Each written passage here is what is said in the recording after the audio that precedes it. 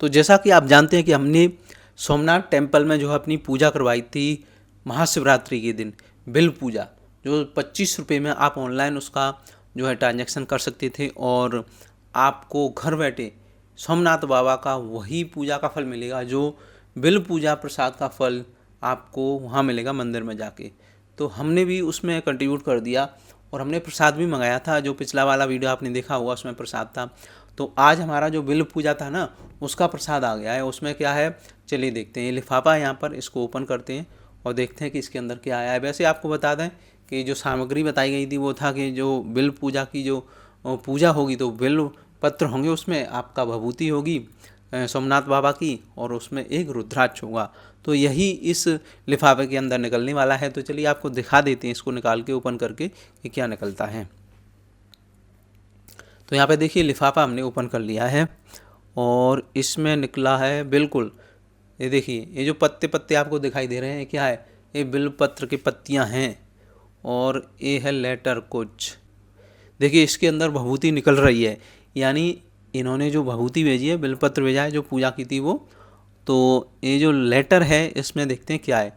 Shri Somnath trust महोदया श्रीमती पूजा विधि का नाम विशेष बिल्व पूजा, और इसमें सारी जानकारी लिखी है। आपके द्वारा पंजीकृत विशेष बिल्व पूजा महाशिवरात्रि पर्व 2025 में संपन्न की गई है।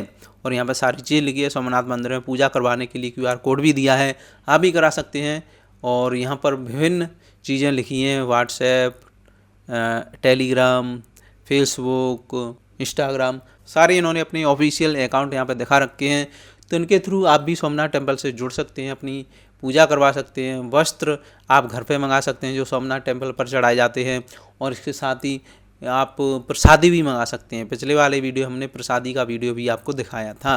बहुत सारी चीज़ें हैं जिनको आप घर बैठे मंगा सकते हैं। ये इनिशिएटिव बहुत ही अच्छा है सोमनाथ टेम्पल की तरफ से। जो लोग जा नहीं सकते वो ये सारा काम कर सकते, घर से ही पूजा करवा सकते हैं। तो ये बहुत ही अच्छी बात है। और यहाँ पे आप देख सकते हैं ये बिल्व पत्र हैं, यहाँ पर ये भभूति है। ये देखिए ये है जय सोमनाथ भस्म प्रसाद है, क्या है ये कुछ लिखा हुआ है यहाँ पे। चलिए देखते हैं इसके अंदर क्या निकलता है। भभूति और एक रुद्राक्ष। तो यहाँ पर भभूति जो इसमें से निकल गई थी, फट गया था, बाकी की भभूति है तो उसको भी निकाल लेते हैं।